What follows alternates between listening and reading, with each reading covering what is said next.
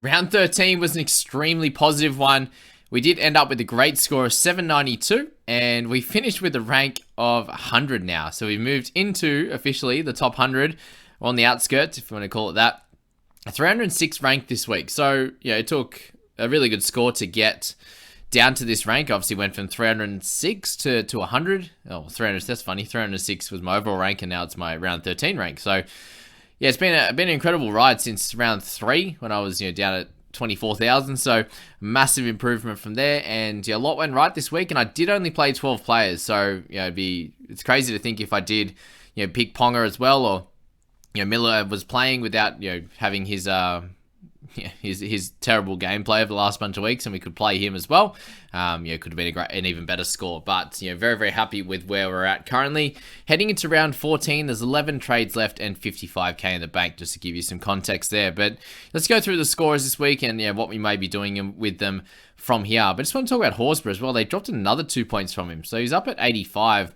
Dropped 5 points off him, the last 24 hours, and another 2 at lockout. So very frustrating there. I'm not sure what the scorers were doing in at the end of that game, or during that game there. I'll have to check what Tarpany ended up scoring as well, just to ensure that it was all kind of above board and fairly similar across the board. Because no, he ended up 75. So he was 77 down to 75. I don't know why Horsburgh lost the extra 2, but I'm sure we could find out. Not that it's a big issue. It's still a massive score, and he goes up plenty of cash there. But Robson up top finally doing his job. He'd been scoring very, very poorly, averaging in the mid to low 40s over the last month, and thankfully a big improvement there. And gets his price going back up a little bit. And you'll notice he was about 679 or 677 there. He goes back up 5k or 4k there. Something decent, which is good. And DeBellin as captain ended up being one of the better options, to be honest. It was Robson, who was never going to be a captaincy choice. Horsburgh as well, probably not going to pick him. Hopgood was the other one, so he beat him by 3. Brown was an okay one. Johnson was one of the higher percentage guys. 15% of people captain Johnson. I didn't see a lot in sort of any of my leagues, or anything I'm seeing in the top sections, and as I said, in my leagues. But yeah, that was another potential option that didn't play out too well. And then Mitch Moses was the best one of the week. 73 there was the highest captain of that lot of people. It was very interesting to see that I think 12 people in the top 1,000 either had Cleary or they had Hines as captain. So they're in the top 1,000, but they've given up, or they stuffed up. I'm not exactly sure, but either way, not great. Tohu Harris was the buy of the week, obviously there, and he scored okay, to be honest. It wasn't anything incredible, 54. And when he gets 80-minute efforts, usually he's better than that. He did have 4 missed tackles, so let's hope that's not here to stay. And that was a bit of a little bit of an outlier there, because he's when he's been playing the big minutes, he's been scoring super well and being very effective in his tackle numbers. So yeah, we'll see if that's a little bit of a one-off there for sure, in that 4 missed tackles. Hopgood, the 60, I think, those scores of the mid to high 50s and 60s will be pretty common for Hopgood, so someone, we won't worry about. I currently have 2 guys that are going to be out for 14 guys, and then just hoping Cleary comes through okay. If you listen to my last video, then there was talk, unfortunately, of him having a wisdom tooth issue or something like that. So hopefully he is actually fine before Origin, then he can back up and play 4 days later on the Sunday as well. But yeah, Hopgood and Brown are the 2 guys that are going to be out. I have Talau, who I would prefer not to be playing, and he may lose his spot anyway to Naden or something like that. So yeah, everyone else in the squad very happy to be playing. No issues there. Oluwapu probably be like a 17th man at this stage. It's going to be Oluwapu or like a Billy Smith that I'd be looping. So that seems fine if everyone plays from here and there's no injuries tomorrow night in a couple of nights to Teddy or Cleary or also Hines. So that's that's where the team's going at going forward. Johnson, a few people are worried about him and his scoring output. I think it was a little bit of an anomaly. Kind of said it a little bit the other day, so don't stress too much on him. Just have a little bit in there for sure.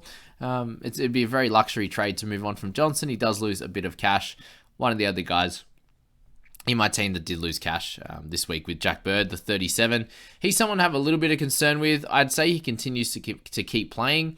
And, they got round 16 coming up. So, if he can get through a game without feeling crap, which it looked like he didn't the other day, then he'll be able to still score okay at 37 in 50 odd minutes. So if he plays out that 80, he's sitting there with a 50, and we are not talking about him. 37, still not terrible, to be honest with you, but the minutes He's not good at all. It's not exactly what you'd be looking for from a guy that is a gun center. Lemuelu, 56. So he's just been doing great work and is someone that you know most people would want in their side. Drinkwater and Nickel Klukstar both having incredible games. So what we see here in round 13, most people scored pretty well. I will not be expecting these type of scores from a Horsburgh, from a Lukey, from a Drinkwater, or from a Nickel Klukstar either. So, you know, Robson as well. All of these guys, I wouldn't expect those type of scores going forward. Everyone else, you'd imagine Johnson has a bit of improvement in him. Bird has some improvement in him. So, yeah, a little bit of a wash there for a couple of them, but there's a few guys that just really stood out a little bit too much than what what we'd expect. And the good news is we have some really big scorers to come back. You know, Joey Manu, with his injury, looks like he'll be fine. Hopefully, for fantasy's sake, he's in the 6. You know, hopefully Teddy comes back and you know plays well also, who I have down there in the wing fullback position. Billy Smith, you'd imagine, should be able to score better than a 19, but we'll find out. He had plenty of time to have a long look at himself, that's for sure, over the last over the last week and a half anyway, since they played. And then you've got, you know, Trent should be good for a 40-odd. So overall, pretty solid position right now. You've got Buller. So my big issue right now is just that, you know, I have a lot of wing fullbacks and centers. So Manu, Billy Smith, and Buller to go along with the 5 centers and wing fullbacks that I currently have. So not the super strongest available 17 because there's a few wing fullbacks and centers. Obviously, guys like Manu and Teddy can score really well. Drinkwater, Nickel Klukstar, you'd probably want to be looping one or two of them. And then we've got to make decisions, guys, coming into round 14 now. All the guys that have had a bye in 13, most of them have one left or one bye left, and some have a couple, obviously. You'll see the Bulldogs who had their first bye. So that's a team to obviously look at. A few of their players having a bye in 17 and then one later, but it is only one bye over the rest of the Origin period. So look at those type of guys. Obviously, the Tigers are there as well. That's their second bye, so they have one left in 17, and then they are done for the year. So, if you can get through that round 17 effort with one or two of those guys, then you're in a great position to really succeed going into the back end of the year, which is going to be great. So they're the kind of things that we will think about, and that's some chat for a video tomorrow.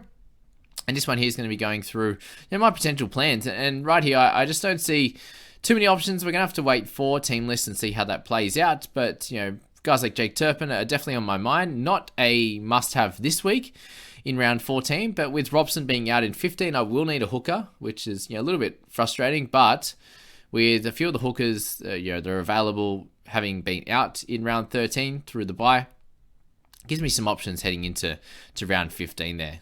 Brandon Hands might even become an option in 15. You never know. I'm kidding. He will not be an option, that's for sure. But let's move on now to top rankings, and then we'll go through the leagues as well. So, unfortunately, we get cooked, basically, by Nigel, who, from what I've learned, has been a regular in the top 50, pretty consistently, and Nigel's drawn away. So, unfortunately, at 856 for him here, an absolute killer performance, which he did provided there at 856, and he makes he creates a big gap between him and first at 118 points, which is going to be tough to knock down. Even Dion and Jason there in second and third have a bit of a gap on fourth, so between first and fourth position there is already 171 points, which is pretty crazy and not ideal. So 12,083. And then down to Brenton at 11,881. So already just a big gap between those two at a couple hundred points to then, all the way down to myself. even being at 100, I'm still a long way away. So a little over 400, so 409 points there away from first place. But, 209 points or whatever it is away from 10th. So, much higher chance of being able to chase down to 10th than it is to chase down first at the moment, but you never know what happens. A few of these guys could have miraculous injuries and all that kind of crisis and be in a bit of strife. But squad value at 14.15 there is very high. A bit of cash in the bank obviously always helps. Like you're seeing the majority of guys there. I don't know why, but Jason here in third position had another solid week, 725, but has 500, 600k in the bank. Wow. So that hurts, obviously, for those that are looking to try and catch up to a few of these guys. A few of them have 100, 200k or so in the bank. I'm not sure why people went really cheap last week. They obviously traded out like a Cleary or a Hines or something like that. I want to see, actually, why Jason went down so much. So, currently has Cleary, holding Fafita, no Hines. Okay. Yes, they held a bunch of those guys, obviously, but then has some cheap guys in Ben Trbojevic, as well as Oluwapu. Went a little bit cheap with Ponga, a little bit cheap in the mid with Totola, a little bit cheap in the edge with Ford. So, yeah, nothing crazy overall. But these guys have such high squad values that it is very hard to chase a lot of them down, that's for sure. So, let's go have a look at the battle of the podcast now. And I believe I'll move myself up into second, which is really cool. So, Stuart is up in the top spot there for the Boom or Bust podcast. He has me by 22. So it's still fairly close up top, especially in the top 4 there. All separated by 43 points there, with Eddie at 11,653, only 21 behind me. He had a good 782 this week. And then Chris had 793. I had the 792, and Stuart had the 824. So he had the full 13 there. Worked out really well for him. Ponga basically was our big difference, and him having Katoa for 21. But JDB, Moses, Tapani, some good scores up there. Nothing too dissimilar. Obviously, there in that one, just the extra, Ponga, which hurt me to not cop that. So yeah, that's where we're at. Mark in 5th, so he made up some ranks again. There's 5 people here in the top 200. Scoop's at 244, so we'll discuss him tomorrow. It's pretty cool that both myself and Scoop there, 100th and 244. We had a few of the head-to-head guys. So Rob from the amateurs is head-to-head. I know Ryan there had a low score of 374. He's also a head-to-head player, obviously, as well. I feel the Talking League boys had a decent improvement as well. So TK 783, and a lot of people in the high 600s to 700s and a couple of 800s. That worked out great, and that's exactly what we all wanted as overall players to try and improve from there. Let's go to the NRL Fantasy Analysis community, which we haven't seen in a while. I'm coming second to Matt in the private group, which is cool. So let's go to that. Unfortunately, Big Nige, one of our followers, is in the JBFA community. When I say unfortunately, it's great to have him in there, but sad that he's winning, unfortunately, for us to catch up. Brenton, Danielle, been some mainstays in the top, but a good week from Tyrone to get 757 there. Hohep has already been up there for a while. Matt, Trent, Sam, Travis, and Luke all in that 10, which is cool. So sits me, where am I? 26 at the moment. So still a little bit behind. And Matt from our private group is in 70th overall, and he's 19th out of the the boys and girls here in the NRL Fantasy community, which is cool. I did get a win over Adrian in NRL Fantasy Pro, which was nice there. 48 points got up by in that one, considering I had 12, he had 13. Very much happy with that. I won every other head-to-head. A ham-to-head had a bye, which is probably one I wanted to be in this week, considering I'm coming 4th, and I went really well. 792 beat Rudley's, and then Revenge of the Broncos got ahead of Ham, who had a great week as well. So that's where we're at in that one, guys. Let's move on to the People Squad, who I think needs to make a bunch of great decisions over the next few weeks to do really well. Okay, so People Squad, 657. So a little bit low, but did make a few ranks here. 12 trades in the bank, so 1 extra than my squad, and 140 there in the bank as well in cash. So when you're looking at this squad, Katoa got the 21. It wasn't super ideal, but we didn't have to play him. There were just a few low ones. Obviously, we had Nikorima as starting instead of like a Dylan Brown. Had to start host instead of having Hopgood on the edge. Hopgood's up in the mids. Instead of having Horsburgh. So there's some big ones there. And then down below, Drinkwater was good. No chance. Had Garrick instead with the 39. No Ponga in this one, but Garrick being out this week is obviously something to note. But the rest of the guys, we don't have any of those Eels forwards. We just have Hopgood up there. So just missing those two, which is very ideal. And we're holding Smith. We removed Manu. We're holding Billy Smith. We're holding Harry Grant, who's in Origin, as well as Payne Haas, Cleary, and Walsh. So we're really hoping for some backups to get this show on the road. So what we're looking at now is a team that's in limbo a little bit. I think right now we have an opportunity to really make some great trades. Some guys that are going to come in and be super over this Origin period, or we're going to make some middling trades. And in terms of targets and how we're going to play this one, now I think we've held a bunch of these Origin guys through this first bit. Now is going to be the one where we go, okay, round 14, 15, we need all of them to play to do really well, to get some luck involved here, and then make a decision in 16 as to who we, if there's any of them we want to get rid of. But I think for us to move up the rankings, we probably have to get rid of 1 or 2 of those Origin guys coming into round 16 and then potentially get rid of them back, get them back in at some point. But Cook coming in for the 60 was awesome. Hopgood as captain, no issues there at all. That's just kind of some of the decisions we're going to have to make. Preston coming back is good. And as I said, we need all of those Origin guys to back up to make things worthwhile. With the weak fullback position, Garrick's going to be out. But we do need our boy Walshy to come back and play. And if he doesn't play at all, if he happens to get through a little bit of a niggle, or they rest him, or he doesn't get named on Tuesday, then we're going to have to bring in a fullback. So that's something to think about heading into this week. I think this is pretty tough to make decisions on the people squad until we see team lists and until we see some of the fallout from Origin. So we will reserve a fair bit of judgment until then. But obviously 140k in the bank. I think Hosty needs to go. You can make a decision with Isaiah Katoa.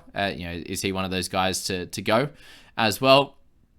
Does Turpin come in for one of those guys? A little bit of a cheaper option, gives us a little bit extra cash to go up to, a decent wing fullback, one that could really help us heading into round 14. There's a few guys, if we want to be cheeky and go and Stafford Toa after he's 100, he's going to be cheap enough to be able to do something like that. But we'll have to work that out once team list comes and make our decisions from there. But we do really need to be riding a lot of luck in terms of these Origin guys wanting to back up. Walshy getting named.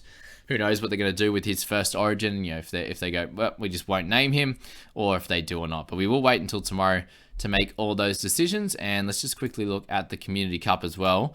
Not sure if we actually played in this one. We did, and we got the win. So Community Cup, we're still sitting in second and winning that league, basically coming second overall at the moment, which is good news there in that one. Fantasy Lounge is on a winning streak at the moment, 5 in a row. We've lost 3 in a row and then won 2. So back to where we belong, up in second at the moment. A few of these teams are faltering a little bit. We're sitting in a decent spot overall. A few of these guys, apart from that top 3 and the Gurus there, are in a pretty dire situation. The Billy Bobell, talking league boys, 1 win. Can someone give him a little bit of shit for not playing? If you're going to join the Discord League, do it properly. If you're going to join the Community Cup, do it properly. So give him a little bit of stick, not too much, but just come on, boys. Who's manning that? You've got how many people they got manning that team and that podcast? It's a lot. They got Vickery in there. Obviously, he hasn't. He came in a little bit later. He's coming 10th overall. Surely he can help out with the people squad. But anyway, just a little bit of crap we got to give the Talking League boys sometimes because they're a good bunch of lads. But that's the results video, guys. I wish you all the best of luck with team lists, and obviously see you before Origin and talk about my general thoughts around that. But there's plenty going on in fantasy. There's plenty going on in Origin with injuries, and wish you all the best of luck coming into team lists. See you guys.